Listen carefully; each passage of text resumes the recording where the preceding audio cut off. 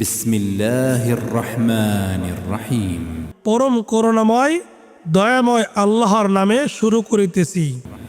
يا أيها النبي إذا طلقتم النساء فطلقوهن لعدتهن وأحصوا العدة হে নবী, তোমরা যখন তোমাদের স্ত্রীগণকে তালাক দিতে ইচ্ছে করো তাদেরকে তালাক দিও ইদ্দতের প্রতি লক্ষ্য রেখে, এবং তোমরা ইদ্দতের হিসেব রেখো।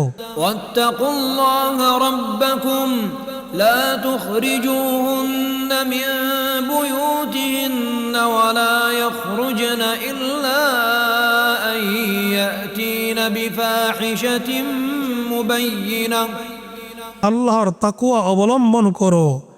তোমরা তাদেরকে তাদের ঘর বাড়ি থেকে বহিষ্কার করো না, এবং তারাও বের হবে না যদি না তারা লিপ্ত হয় স্পষ্ট অশ্লীলতায়।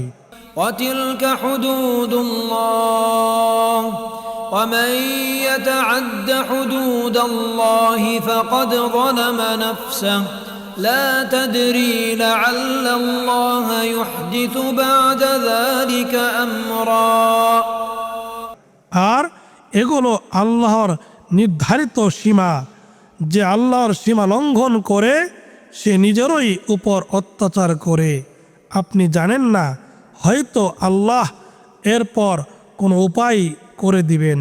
فإذا بلغن أجلهن فأمسكوهن بمعروف أو فارقوهن بمعروف وأشهدوا ذوي عدل منكم وأقيموا الشهادة لله অতঃপর তাদের ইদ্দত পূরণের কাল আসন্ন হলে তোমরা হয় যথাবিধি তাদেরকে রেখে দিবে, না হয় তাদেরকে পরিত্যাগ করবে, এবং তোমাদের মধ্য থেকে দুজন ন্যায়পরায়ণ লোককে সাক্ষী রাখবে। আর তোমরা আল্লাহর জন্য সঠিক সাক্ষ্য দিবে। ذلكم يوعظ به من كان يؤمن بالله واليوم الآخر ومن يتق الله يجعل له مخرجا ويرزقه من حيث لا يحتسب এ দ্বারা তোমাদের মধ্যে যে কেউ আল্লাহ ও শেষ দিবসের উপর ঈমান রাখে তাকে উপদেশ দেওয়া হচ্ছে, আর যে কেউ আল্লাহর তাকওয়া অবলম্বন করে আল্লাহ তার জন্য উত্তরণের পথ করে দিবেন। ومن يتوكل على الله فهو حسبه إن الله بالغ أمره قد جعل الله لكل شيء قدرا এবং তিনি তাকে ধারণাতীত উৎস হতে দান করবেন রিজিক। আর যে ব্যক্তি আল্লাহর উপর তাওয়াক্কুল করে তার জন্য আল্লাহই যথেষ্ট। আল্লাহ তার ইচ্ছে পূরণ করবেন। অবশ্য আল্লাহ সব কিছুর জন্য স্থির করেছেন সুনির্দিষ্ট মাত্রা। واللائي يئسن من المحيض من نسائكم إن ارتبتم فعدتهن ثلاثة أشهر واللائي لم يحضن তোমাদের যেসব স্ত্রী আর ঋতুবর্তী হওয়ার আশা নেই তাদের ইদ্দত সম্পর্কে তোমরা সন্দেহ করলে তাদের ইদ্দতকাল হবে 3 মাস, এবং যারা এখনো ঋতুর বয়সে পৌঁছেনি তাদেরও। وأولاة الأحمال أجلهن أن يضعن حملهن ومن يتق الله يجعل له من أمره يسرا আর গর্ভবতী নারীদের ইদ্দতকাল সন্তান প্রসব পর্যন্ত। আর যে আল্লাহর তাকওয়া অবলম্বন করে আল্লাহ তার জন্য তার কাজকে সহজ করে দেন। ذلك أمر الله أنزله إليكم ومن يتق الله يكفر عنه سيئاته ويعظم له أجرا। এটা আল্লাহর বিধান যা তিনি তোমাদের প্রতি নাজিল করেছেন, আর যে আল্লাহর তাকওয়া অবলম্বন করে তিনি তার পাপসমূহ মোচন করে দেন এবং তাকে দিবেন মহা পুরস্কার। أسكنوهن من حيث سكنتم من وجدكم ولا تضاروهن لتضيقوا عليهن وإن كن أولات حمل فأنفقوا عليهن حتى يضعن حملهن। তোমরা তোমাদের সামর্থ্য অনুযায়ী যেরূপ ঘরে তোমরা বাস করো তাদেরকেও সেরূপ ঘরে বাস করতে দেবে, তাদেরকে উত্ত্যক্ত করবে না সংকটে ফেলার জন্য। আর তারা গর্ভবতী হয়ে থাকলে সন্তান প্রসব পর্যন্ত তাদের জন্য ব্যয় করবে। فإن أرضعن لكم فآتوهن أجورهن وأتمروا بينكم بمعروف وإن تعاسرتم فسترضع له أخرى। অতঃপর যদি তারা তোমাদের সন্তানদেরকে স্তন্য দান করেন তবে তাদেরকে পারিশ্রমিক দেবে এবং সন্তানের কল্যাণ সম্পর্কে তোমরা সঙ্গতভাবে নিজেদের মধ্যে পরামর্শ করো। আর তোমরা যদি নিজ নিজ দাবিতে অনমনীয় হও তাহলে অন্য নারী পিতার পক্ষে স্তন্যদান করবে। لينفق ذو سعة من سعته ومن قدر عليه رزقه فلينفق مما آتاه الله لا يكلف الله نفسا إلا ما آتاها سيجعل الله بعد عسر يسرا।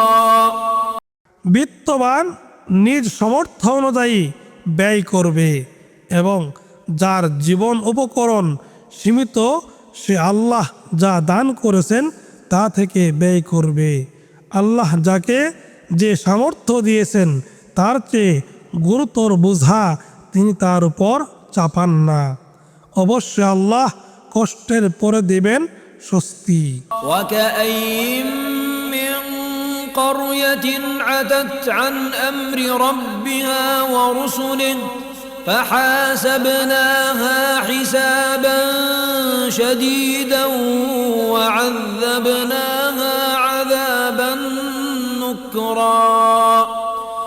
আর বহু জনপদ তাদের রব ও তার রাসূলগণের নির্দেশের বিরুদ্ধাচরণ করেছিল, ফলে আমরা তাদের কাছ থেকে কঠোর হিসেব নিয়েছিলাম এবং তাদেরকে দিয়েছিলাম কঠিন শাস্তি।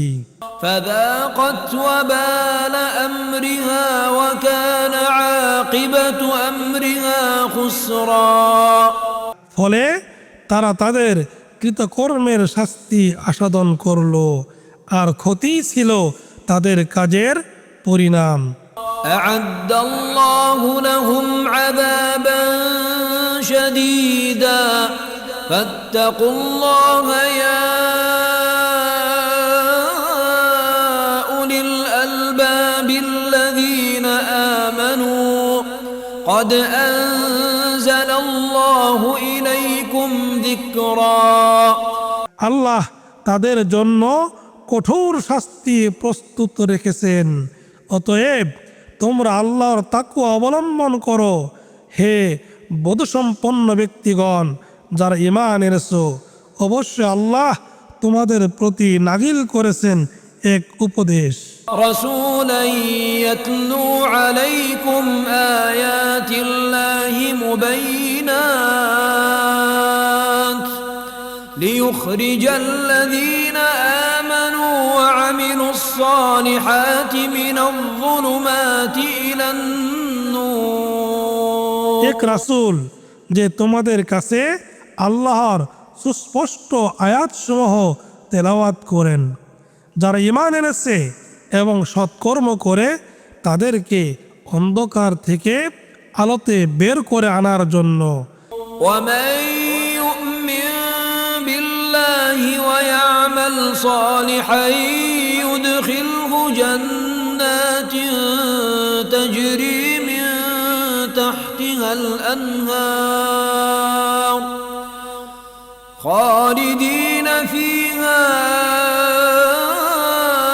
أبدا قد أحسن الله له رزقا আর যে কেউ আল্লাহর উপর ঈমান আনবে এবং সৎ কাজ করবে তিনি তাকে প্রবেশ করাবেন জান্নাতে, যার পাদদেশে নদী প্রবাহিত, সেখানে তারা চিরস্থায়ী হবে। আল্লাহ তো তাকে উত্তম রিজিক দেবেন। الله الذي خلق سبع سماوات ومن الأرض مثلهن يتنزل الأمر بينهن لتعلموا أن الله على كل شيء قدير وأن الله قد أحاط بكل شيء علما তিনি আল্লাহ যিনি সৃষ্টি করেছেন 7 আসমান এবং অনুরূপ জমিন, তাদের মধ্যে নেমে আসে তার নির্দেশ, যাতে তোমরা জানতে পারো যে আল্লাহ সব কিছুর উপর ক্ষমতাবান এবং জ্ঞানে আল্লাহ সব কিছুকে পরিবেষ্টন করে আছেন।